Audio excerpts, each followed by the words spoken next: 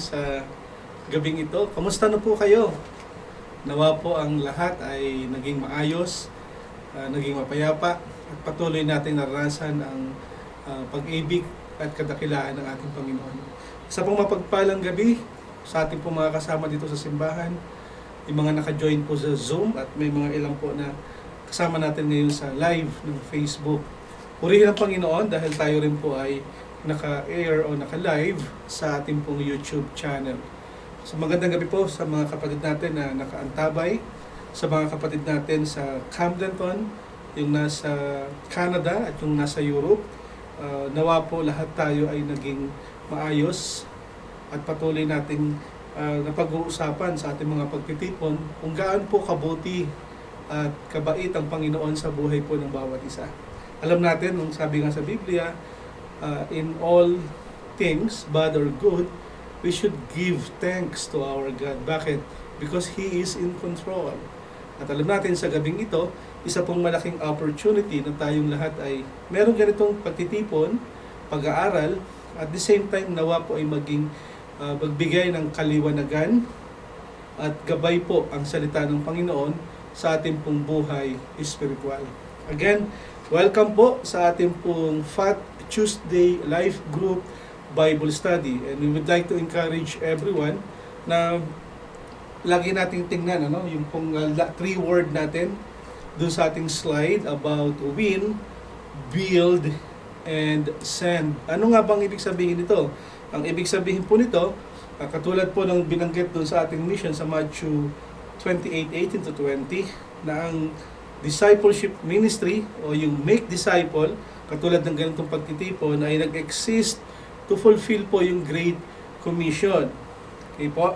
At the same time, we are here to make disciple of all nations by equipping followers of Christ or Christian to win, build, and send people for Christ.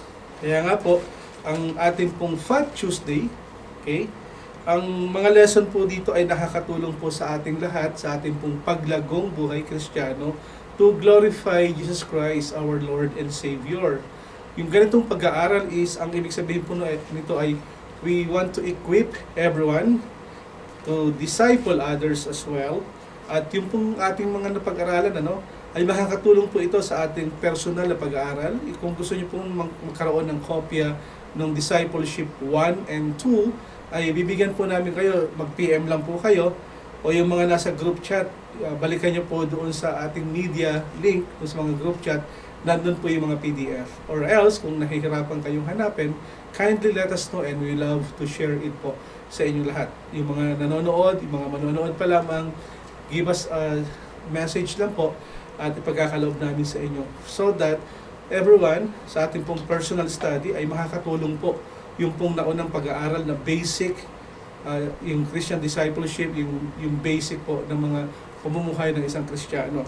So here, makakatulong din ito sa mga new Christian to follow up one-on-one discipleship, life group, or ginagamit din ito sa iba through training and seminars. At tayo po ay nasa ikalawang huling bahagi po ng ating pag-aaral about basic spiritual life discipleship 2. Okay, nasa YouTube po lahat yung ating pong mga messages. Kung gusto niyo pong balikan yung discipleship, yung book 1, okay? At yung pong book 2 natin ngayon, yung pong tinatawag nating spiritual life discipleship. And we are going to talk about spiritual relationship. Yung pakikitungo natin sa mga kapwa natin, yung mga roles na ibinigay ng Panginoon, and it will help us also parang guide po kung paano nito natin gagampanan bilang isang mananampalataya o tagasunod ni Kristo. Again, welcome po at tayo po ay nasa session 7 about spiritual relationship. Sige po, samahan niyo po ako sa maikling panalangin bago po tayo magpatuloy sa ating pag-aaral. Again, welcome po sa lahat ng kasama natin sa gabing ito. Tayo po ay manalangin. Panginoon, maraming salamat po sa gabing ito na pinagkaloob mo. Salamat, Panginoon, sa patuloy na kalakasan po na ipinagkaloob mo po sa bawat isa sa pagkakataong meron kami ngayon upang sama-samang mag-aral ng iyong salita. naniniwala kami, Panginoon, na hindi po ito parang mawawalang saysay sa mga ganitong pagtitipon, sa paglalagak, pagbibigay o paggugugol ng mga oras upang pag-aralan ang iyong salita. Panginoon, maawa ka po sa amin at dumadalayan kami minsan pa, o banal na Espiritu, na malaya ka pong kumilos sa aming kalagitnaan upang ang lahat ng aming pag-aralan sa salita ng ating Panginoon ay maintindihan po namin at maisa pamuhay upang makita namin ang effectivity, yung power po ng mga salita mo, yung mga promises mo sa mga ganitong pag-aaral. Muli, ingatan, samahan po kami sa pangalan ni Jesus. Amen. Okay, again, welcome po sa mga kapatid natin. Good evening po sa lahat. And we are so happy po, no? May mga kapatid tayo na kasama natin ngayon sa Zoom, at may mga kapatid tayo na kasama natin sa Facebook Live, and I hope meron sa YouTube. Anyway, may I suggest sa mga kasama natin, maybe ay nakikita niyo yung ating Facebook page. Is it okay if we can click on share? Can we share yung pong live natin? Baka po may mga kasama tayo kakilala na yung pong mataon na magbisita sa ating wall ay makita yung ganitong pag-aaral, baka kailangan din po nila. Okay po? We would like to encourage everyone to share din po para marami rin ang makaalam ng ganitong mga gawain. Okay? So again, magandang gabi at tayo po'y magpasimula. Sabi natin sa introduction, you cannot help studying God's Word without concluding that relationship are a high priority with God. He cares about His creatures. Love feels His very nature in every aspect of His person. Indeed, love is the cornerstone of His will for us. Tama naman po, dahil ang Diyos ay Diyos ng kaayusan at siya rin ay Diyos ng balanse. Hindi lang ito parang ang pag-aaral natin, it's more on our vertical relationship with God, kundi pati yung ating pong horizontal, yung tao sa tao, di ba? Yung asawa sa anak, asawa sa mag-asawa, magulang sa anak, o kasama natin sa trabaho. Lahat ng ito, ang gusto ng Panginoon ay minsan pa ay makita o maihayag sa pamamagitan po ng mga mananampalataya, tayo po yon, mga tagasunod ng Kristo, na kung saan nakikita at nahahayag o nahahayag sa buhay natin na ang Diyos ay nananahan po sa atin. At sa pamamagitan po ng pag-ibig na ipinakita ng Panginoon, alam natin na marami po ang mas makakakilala sa Kanya. The way we react, the way we respond, and the way we interact sa mga kapatid o sa mga kasama natin sa ating pong pang-araw-araw na pamumuhay, ang pag-ibig nawa ng Diyos ang siyang makita sa ating pong mga pagkilos at pagsasalita. Sabi nga, ang pag-ibig ng Diyos ang siyang pumupuno sa kanyang kalikasan at yung bawat aspeto ng kanyang persona. Ang pag-ibig ang siyang pundasyon ng kanyang kalooban para sa atin. Di ba? Tayo man ay minsan ay naranasan natin yung pag-ibig ng Diyos na siyang pumukaw po sa ating espiritu, sa ating isipan, sa ating damdamin, nung when we found out, oops, mahal ako ni Jesus. At yung mga pagkakataon na turning point natin, that yung love talaga ng Panginoon ang gusto niyang makita at maranasan ng bawat taong nakapalibot po sa atin. At alam ko po na marami tayong maikukwento o masasabi about sa pag-aaral na ito, dahil nga po yung ating pong pakikipagrelasyon sa ating kapwa, yung relasyon natin sa Diyos, ay makikita po natin na nawa ay patuloy na mahayag ang pag-ibig ng Diyos sa lahat ng ito. So may mga ilan tayong relationship na pag-uusapan at makikita natin how God's love expressed sa lahat ng relationship na ito. Unang pag-aaral, sabi doon, between man and God. Man and God. Ang sabi doon, know God. Ang sabi doon sa John 17:3, now, this is eternal life, that they may know you, the only true God, and Jesus Christ, whom you have sent. Makikita natin dito, yung pong ibig sabihin ng eternal life dito, eternal life to Christ meant knowing the only true God and His Son, Jesus Christ. Yung pong eternal life rito is knowing God is what gives life meaning and fulfillment. Yun po yung ibig sabihin ng knowing God o know God. Bakit pa may mga pagkakataon na parang paano ba natin maipapahayag o paano natin mararanasan sa buhay natin yung tinatawag na knowing God?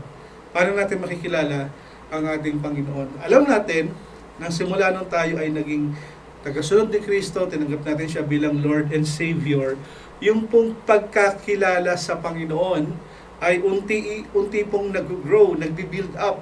Tama po? At habang tumatagal, nakikita natin na the more we know God, the more we love Him. Tama? Hindi ka kasi pwedeng ma-in love doon sa isang tao nang hindi mo siya kilala personally.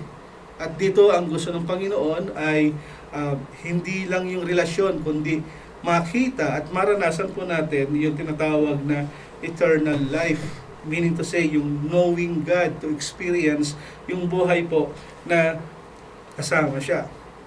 So makikita naman talaga po natin sa Biblia that yung pong salvation comes only through Jesus Christ. Tama? Yung kaligtasang meron tayo ay galing lamang sa ating Panginoon. At ang dala ng salvation ay ang buhay na walang hanggan. Tama? Pinangako niya ito. At ito rin na magsasabi natin, yung faith na meron tayo, only by faith, ang isang tao ay maliligtas lamang. Yung faith, yung paniniwala na kung saan doon sa ginawa ni Kristo doon sa krus. Know God, ang ibig pong sabihin nito is yung pong deep level of intimacy. Ang tanong, gaano natin kalalim o gaano kalalim ang pagkakilala natin sa Diyos? Ngayong alam natin tayo ay merong buhay na walang hanggan. Ngayong alam natin tayo ay iniligtas ng Panginoon. Tayong lahat ay pinatawad, nilinis, di ba, tinubos sa ating mga kasalanan. Alam natin na the more na nai-experience, the more we express, the more na na-fall in love tayo kay Christ, here makikita natin that yung totoo palang buhay at yung fulfillment sa buhay ay ang makilala ang Panginoong Diyos ng personal na alam kong ako at kayo ay ang Diyos lamang ang nakakaalam kung gaano ito kalalim. Therefore, knowing God, ang ibig sabihin nito is we need more intimacy, more love sa salita ng Panginoon. Alam mo yung isang taong in love, gusto mong maintindihan o makilala yung babaeng iniirog, di ba? Palagi gusto natin siya laging kausap, gusto natin laging ka-text, di ba?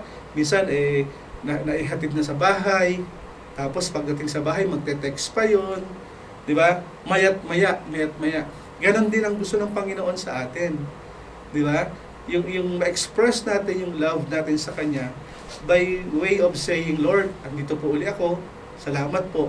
Alam mo yung gano'n, the more na ine-express natin to, the more na ang Diyos ay patuloy na nagpapakilala po sa ating lahat. Kaya yung ating pong relasyon ng tao sa Diyos, una dapat kilalanin natin kung sino siya. Pangalawa, love God. Diba? Ang sabi sa Matthew 23, sa 37 to 38, Jesus replied, love the Lord your God with all your heart, and with all your soul, and with all your mind. This is the first and greatest commandment. So makikita natin dito, at ang verses na makikita po natin ay nagpapakita na kung saan it describes the first and greatest commandment of our God. Diba? Ito yung makikita natin dito, yung basis ng relasyon ng tao sa Diyos. At the same time, makikita rin natin dito na ang Diyos ang siyang unang nagmahal sa atin. Nakukuha niyo po? Ang Diyos ang siyang unang nagmahal sa atin. Kaya naman, para sa inyo, ano bang ibig sabihin ng love God with all your heart, with all your soul, and with all your mind? Tanging ikaw at ang Diyos lamang ang nakakaalam ng laman ng iyong puso. At ngayong alam natin at kilala natin siya, at alam natin siya ang unang nagmahal sa atin, paano tayo ngayon tutugon? With all our heart, yung ating innermost being, with all our soul, yung hunger and thirst natin sa salita ng Panginoon, and with all our mind. Kung babasahin o titingnan o sisiyasatin ng Panginoon ang ating pong puso, yung ating pagkatao, yung ating isipan, ano kaya yung makikita ng Diyos? But take note, dahil sa pag-ibig ng Diyos sa bawat isa, hindi ka lang niya minahal, kundi niligtas pa tayong lahat. Ngayong alam natin, we know God, and we know that God loves us first. Ang sabi doon, ang pangatlong relasyon o indication that yung relationship between man and God is to serve God. Ang sabi doon sa Luke 4:8, it is written, worship the Lord your God and serve Him only. Are we really worshiping the Lord, our God, and we are serving Him as well? Mga kapatid, pag pinag-uusapan po yung service, napakadali po na maging active sa church. Napakadali po na magsipag sa loob ng simbahan. Napakadali po na tayo ay laging present pag sa simbahan. Napakadali po na kung saan tayong lahat ay aktibo kung meron mong mga conferences and seminar. Pero ang hinahanap pala po palagi ng Panginoon sa atin is ma-express yung ating worship through service. Dahil the moment we fall in love kay Christ, the moment we know Him and we know that God loves us, syempre ang sabihin natin, ang pwede ko na lamang maging tugon is yung overflow ng love ni God sa akin, yung overflow that I know that He is my Lord and Savior. Yung pag-serve ay napakadali po. Kaya kapag ang isang mananampalataya ay naglilingkod sa ating pong Panginoon with all his heart, mind, and soul, yung paglilingkod na ito yung mga paglilingkod na kung saan hindi ka mapapagod, hindi ka mananaghili. Ito yung paglilingkod na kung saan I love to do it more para maluwalhati lamang. Yun ang isang audience, and that is Jesus Christ. This is our relationship between man and God. Alam natin mga kapatid na sa paglilingkod natin, lagi natin tatandaan that because I know Him and I love Him, that's why I serve Him. At sabi doon, yung pong paglilingkod ay hindi lamang naglilingkod ka, kundi ginagawa natin ito to please God. Tama? Kapag tayo ba ay nagsaserve at may mga pagdadabog, natutuwa ba ang Diyos? Kapag tayo po ba ay nagsaserve at sabihin natin parang napipilitan ka lamang, sa tingin nyo natutuwa ang Panginoon? Parang hindi, ano? Di ba? Ganon din naman, yung magiging kalugod-lugod lamang sa Panginoon ang ating paglilingkod. First, we must truly know God, and we must do it with genuine love. Because I love my Lord, therefore I want to serve His kingdom. Nakukuha niyo po? Amen. So sa gabing ito, ituloy po natin. Sabi dito, when you come to know God, sa next slide, sabi doon, when you come to know God, ano raw? You will love Him. And when you come to love Him, ano daw? You will want to serve Him. If you don't want to serve God, maybe it is because you don't really love Him. And if you don't love God, maybe it is because you really don't know Him. Nakukuha po mga kapatid. Baka kasi kaya hindi ka nagpapagamit sa Panginoon Dahil baka hindi mo naman talaga siya love at hindi mo naman siguro siya kakilala. Tama po? Sabi doon, kapag kasi kilala natin ng Diyos, mamahalin natin siya at tayo maglilingkod ng may pag-ibig para sa Kanya. At tayo ay maglilingkod para maluwalhati ang ating Panginoon sa buhay na ito. Meron lamang tayong konting oras na matitira sa mundong ito. Kung alam natin na bukas makalawa, ay parang hindi na tayo, sabihin natin, next week, parang next week na lang ako maglilingkod. Sa tingin nyo, baka bukas, hindi na tayo gising. Bakit hindi na lang natin samantalahin na sa pang-araw-araw nating buhay, huwag na natin hintayin maging Friday para maglingkod sa Panginoon. We have Sunday up to Thursday, gawin din po natin ito, na maglingkod sa Panginoon sa papaanong paraan. Share the gospel. Tell people about Christ. Show love to others. Show care to others. Dahil alam ko po na dito maluluwalhati ang ating Panginoon. Maliwanag po. Andyan pa po kayo. Thumbs up po sa mga nasa Zoom kung nandyan at nakikinig. And praise God sa mga kasama natin sa ating pong Facebook page. Pangalawa, yung pangalawang relationship, pag-uusapan natin yung man to man. Okay?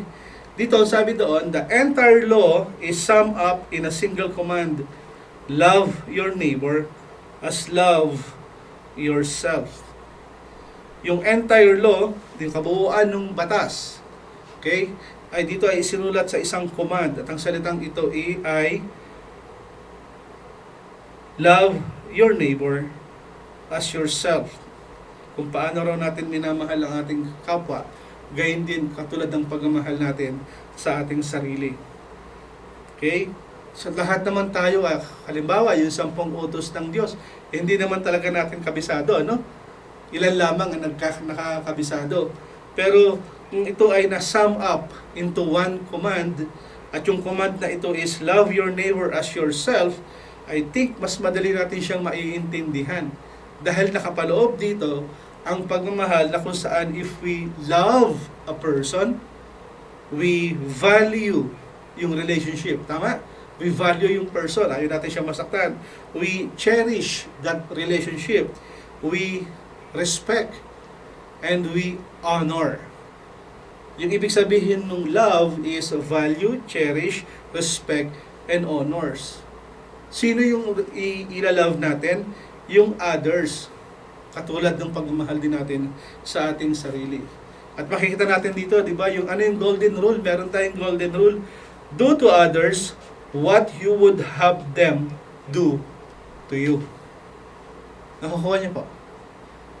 Gawin mo sa kapwa yung gusto mong mangyari din gawin ng tao sa iyo. Pay it forward, kumbaga. At dito makikita natin that alam natin na kahit tayo ay gumawa ng mabuti, kapag tayo ay sa isang batas ay hindi na sinasunod, parang wala pa rin perfecto para sa atin sa mga batas na ito. Pero makikita natin dito yung standard on how we expect others to treat us. Paano? Love your neighbor as yourself. Ayaw mo bang mapahiya yung sarili mo? Then huwag kang mamahiya ng iba. Ayaw mo masaktan yung sarili mo? Then huwag kang manakit. Nakukuha niyo po, yung relasyon natin sa tao, ayaw mong pagchismisan ka, huwag mo siyang i-chismis. Tama po? Amen. Yun ang ibig sabihin noon. At makikita natin, kung babasahin nga natin yung Lucas 10:25 to 37, wala sa slide, that is your assignment. Makikita natin dito yung kwento ng Good Samaritan. Di ba? At dito makikita natin yung impact nito doon sa audience ni Christ at sa ating pong modern days. Alam natin na mayroon pang mga Good Samaritan.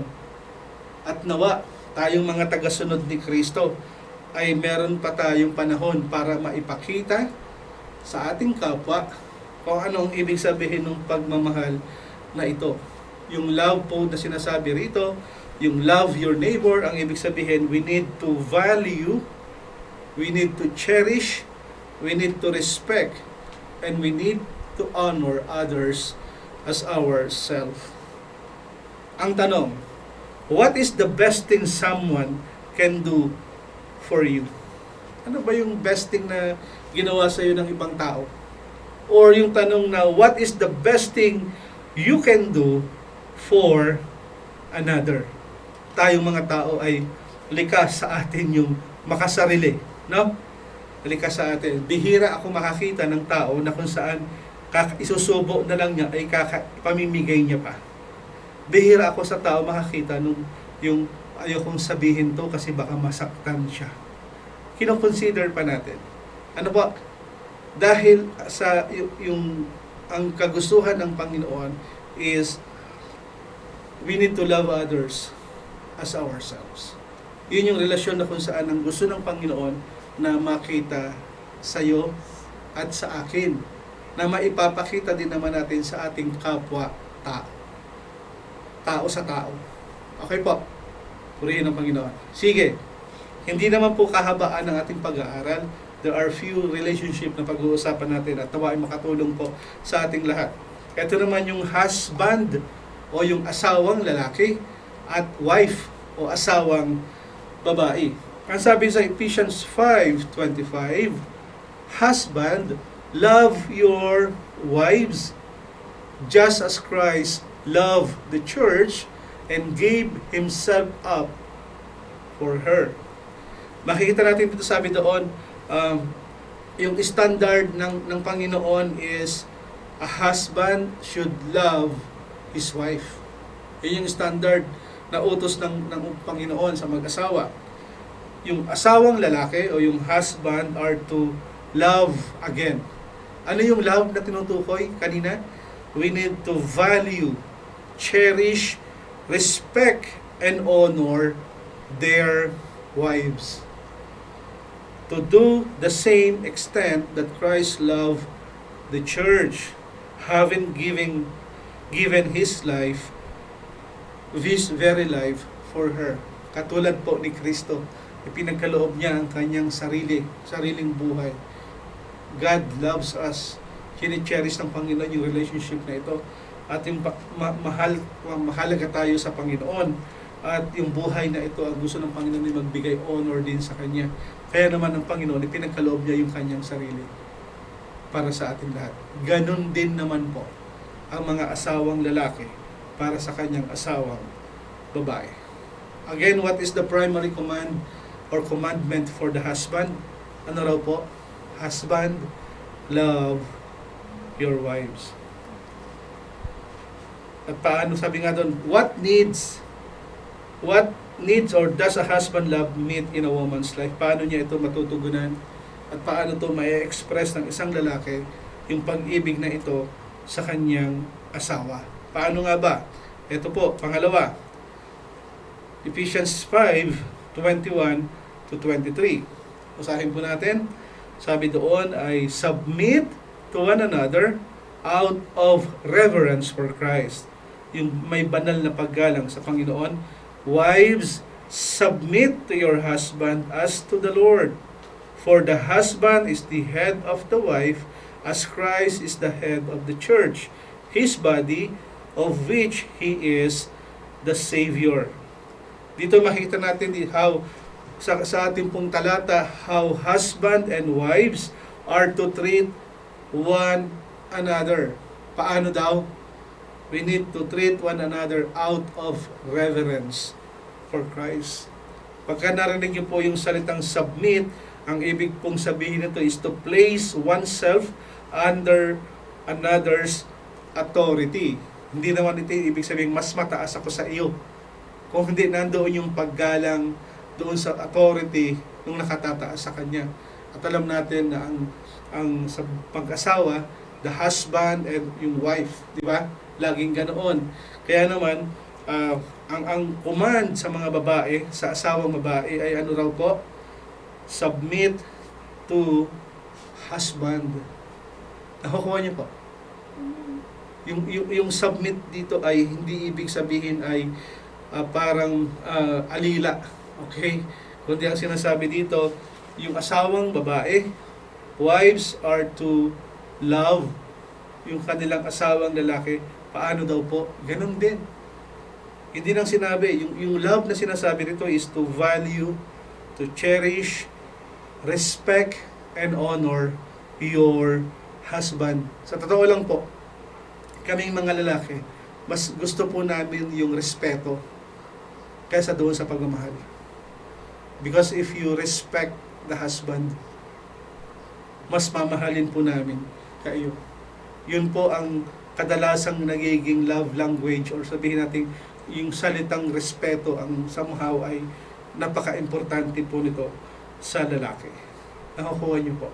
Kaya naman sabi doon, paano daw? Wives are to love their husband by submitting to them as head of the relationship, even as Christ is the head of the church.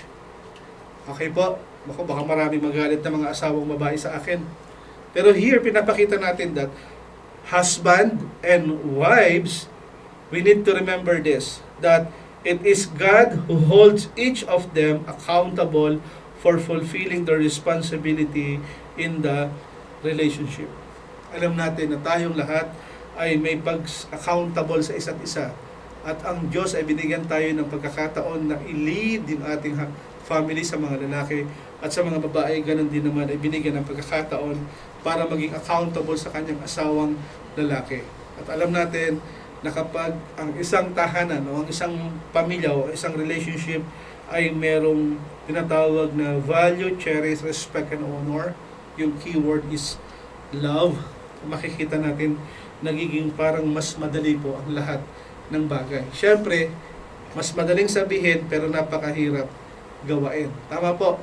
Pero sa tulong po at awa ng Panginoon sa kanyang unang utos at yung sum up ng kanyang mga utos, at ito yung mga Biblia, yung mga talatang ating binabasa, makikita natin dito kung paano dapat umakto ang isang asawang lalaki sa loob ng tahanan at kung paano umakto po ang isang babae nagpapasakop sa kanyang asawang lalaki sa loob po ng tahanan. Nakukuha niyo po. Amen. So pag-usapan natin to. Parent and child, ang magulang at ang relasyon sa anak. Ang sabi doon sa Deuteronomy 6:5-7, love the Lord your God with all your heart and with all your soul and with all your strength. These commandments that I give to you today are to be upon your hearts. Ang sabi doon sa 7, impress them on your children, talk about them when you sit at home and when you walk along the road and when you lie down and when you get up. Dito ipinapakita po na sa mga magulang, okay, parents should impress, okay, paalala palagi yung pong mga salita o utos po ng ating Panginoon. Ano ibig sabihin ng impress them on your children, talk about them when you sit at home and when you walk along road and when you lie down and when you get up. Ito po yung tinatawag na ating yung modeling po. Parents, hindi naman po talaga nakikinig minsan sa ating mga salita ang ating mga anak.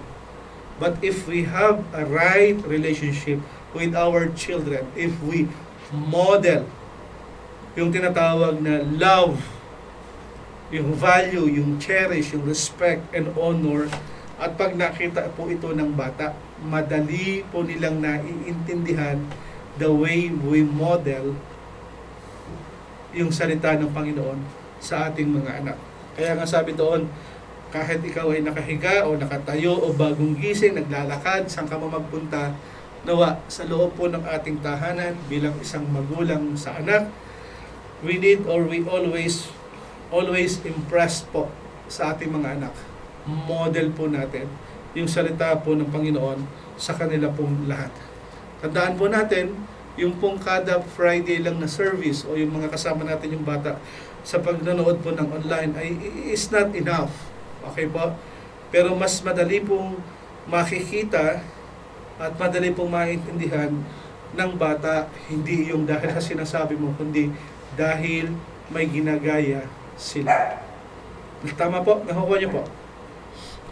Kaya ang sabi doon sa 1 Timothy 5:8, Anyone who does not provide for their relatives, and especially for their own household has denied the faith and is worse than unbeliever. So we as parents, as providers po, sabi doon, kailangan din po nating tugunan ang pangangailangan po ng ating pong mga anak. At tayo naman mga anak, children as providers, sabi doon, kung tayo po ay magula, anak, at kung ang tatay at nanay natin halimbawa ay naging balo, isa na lang ang buhay. Sabi doon, mas magiging nakakaluwalhati po sa Panginoon na kung saan we as children, we need to provide as well to our parents. Vice versa. Nakukuha niyo po. Isa po ito sa relationship na kung saan palagi po natin tandaan at isa pamuhay. Kaya nga sinabi doon sa Ephesians 6:1-3, children, sabi doon sa mga bata, obey your parents in the Lord, for this is right. Honor your father and mother, which is the first commandment with the promise, that it may go well with you, and that you may enjoy long life on the earth. Makikita natin yung promise ng Panginoon sa salitang ito. Nakita niyo po yung promise ng Panginoon? Sabi doon, mga anak, obey your parents. Di ba? Dahil ito ay nakakaluwalhati, tama sa paningin ng Diyos. At tayo po ay we need to honor, we need to love, we need to respect, we need to cherish yung ating pong mga magulang dahil ito yung unang utos ng Diyos. Ano ang pangako? That it may go well with you and that you may enjoy long life on the earth. Sa pamilya ko po, sa aking mga magulang, simula nung ako'y nagtrabaho, I really love to share yung blessing sa magulang ko. Kasi gusto kong i-honor sila doon sa mga ginawa nila sa akin. At ever since, nung nakikita siguro ng magulang ko yung pagtulong, this is what I really love to my parents. Especially kay sa tatay ko. I call him Pards. Pards, parang ganun. So pagka nag-uusap kami, especially kapag yung, alam mo yung, nakakapagpadala o nakakausap, halos sa araw-araw nag-uusap kami, ang lagi kong naririnig sa tatay ko, na laging nakakagaan sa akin, para sa akin napakaganda na nito. Yung salita ng tatay ko palagi, na pagpalain ka nawa ng Diyos, anak ko. Isa po itong salita na kung saan sa pangako ng Panginoon. Yung pangakong that it may go well with you and that you may enjoy long life on earth. Alam natin pangako ng Diyos. Pero para sa akin, kapag lagi ko naririnig yung tatay ko sinasabing pagpalain ka nawa ng Panginoon, super blessing na po ako. And I'm super blessed po kapag naririnig ko to sa tatay ko. Kaya naman halos araw-araw o every other day, tumatawag ako sa tatay ko. Sa mga magsananay ang tatay ko dahil nakikita ko na if I will continue to obey my parents, honor them, love them, and cherish them, alam ko yung anak ko, ganun din ang gagawin sa akin. At ang maganda rito, ang pangako ng Panginoon. Ano daw? If we have a right relationship with our parents, parents to child, child to parent, ang sabi, that it may go well with you and that you may enjoy long life on the earth. Tayo mga kapatid, hanggang saan yung pagtulong natin sa magulang? Isa rin, hindi rin kailangan ng magulang yung maraming pera. Pero kailangan ng magulang natin yung maraming oras. When was the last time you said, I love you nanay, I love you tatay? When was the last time you expressed your feelings towards them? Sa mga kapatid, lalo't buo pa yung magulang, may nanay tatay pa kayo, samantalahin po natin. Dahil yung relasyong ito ay nakakaluwalhati po sa Panginoon. Dahil kapag ang magulang natin ay natigok, baliwala yung chocolate, baliwala yung masarap na gatas, baliwala yung maraming bulaklak. Hindi na nila makikita at mararanasan yun. Pero habang sila ay buhay, children, obey your parents in the Lord, for this is right. Paano? Honor them, cherish them, love them, and respect them, which is the first commandment with the promise. Again, the promise is that it may go well with you and that you may enjoy long life on the earth. Nandiyan pa po kayo. Baka parang maging MMK naman tayo at magkaiyakan. Pero makikita natin dito na ang Diyos ay tapat sa kanyang pangako at alam natin ito ay gagawain niya. Okay po? Tuloy natin. Sa lahat ng mga OFW, yung mga nagtatrabaho, o yung tinatawag nating employer to employee. Okay, mga kapatid, ang sabi dito, whatever you do, ano man yung ginagawa natin sa trabaho, sa simbahan, di ba? Sa loob ng tahanan, sa loob ng isang malaking kumpanya, ang sabi doon, whatever you do, ano daw? Work at it with all your heart. Pag sinabing with all your heart, bigay todo, masigla, masaya, ginagawa ko ito as working for the Lord and not for men. Since you know that you will receive an inheritance from the Lord as a reward. Sabi doon, it is the Lord Christ you are serving. It is the Lord Christ you are serving. Sa tagal ko po sa bansang ito, ang isa sa gustong-gusto kong naririnig doon sa mga amo ko, okay, sa almost 12 years na ako sa company ito, ang lagi ko naririnig sa kanila, I love yung mga Pilipino. Sabi niya gano'n, I love to see your fellow Pilipini kasi minsan ang tawag nila, fellow Filipinos, na nagtatrabaho daw tayo kahit walang amo. Alam mo, isa ito sa napakagandang pakinggan at naoobserbahan po ng mga ibang lahi. Di ba? Siyempre, bias naman kung puro Pilipino lang. Marami rin namang ibang lahi. Pero ang sinasabi ko lang ay naging likas, nawa ay patuloy na maging likas po sa atin na may nakakakita man o wala, gawain po natin. Pero sa pamantayan po ng Biblia, kapag ginagawa po natin with all our heart, at kahit sabihin sa trabaho, tagalinis lang naman ako, do it, love, do your work with all your heart. Taga-Xerox lang ako. Sabihin natin, taga-buhat lang ako nito. Or gwardiya lang ako. Or taga-timpla lang ako ng kape. Ano man yan. O manager ka man. O marami ka mang project na hawak. Sabi doon, whatever you do. Ano man yung ginagawa mo. Sabi doon, work at it with all your heart. Gawin daw po natin ito para sa Panginoon. Nakukuha niyo ba? Dahil ang pagkaginawa po natin ito sa Panginoon, ang sabi doon, that you will receive an inheritance from the Lord as a reward.